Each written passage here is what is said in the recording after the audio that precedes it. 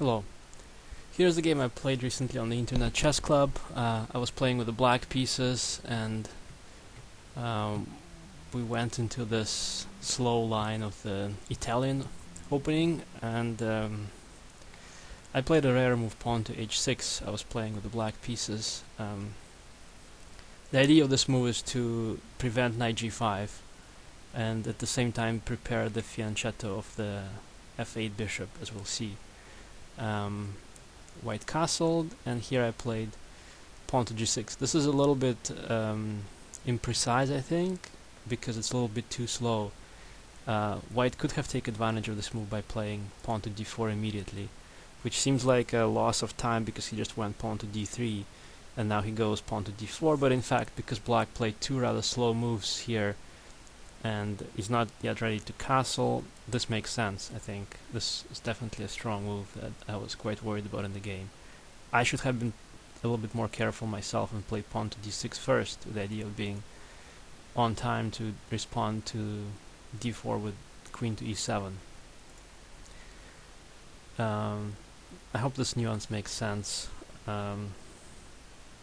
Basically, while both sides are playing slow moves, they need to be careful at the same time and be prepared for the action in the center. After knight to c3, black's development plan has worked out, and then after another slow move, black is just on time to finish his development. And here I castled.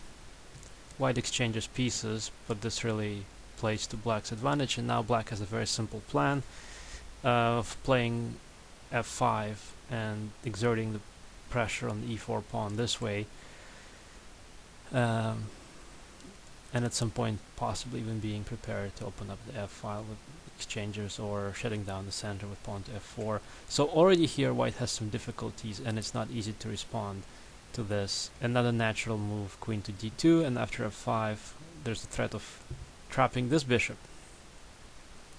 So planless play on white's side has resulted in black already having advantage after 12 moves. It's already not easy for white to respond to this and figure out how to develop the pieces, even how to finish development, where should the white rooks go. It's not clear.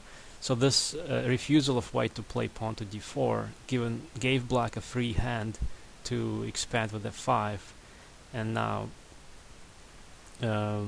already it's awkward for white to place his pieces.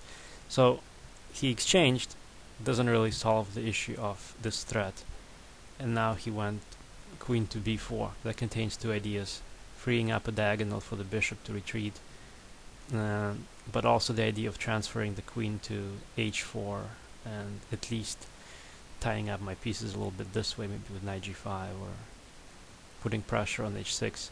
So the move that is both natural here in terms of finishing black's development, as well as preventing white's idea of queen to h4, is knight to g6.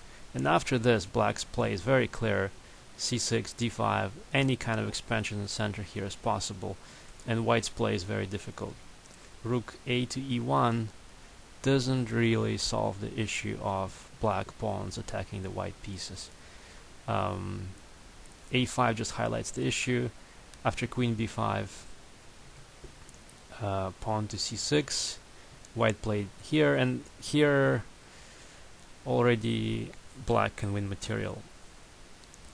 And the calculation was really simple. This is a forced win, because after this, even though black had threatened to trap this bishop, it turns out now that this light squared bishop is trapped. He has nowhere to go, and the game is practically over.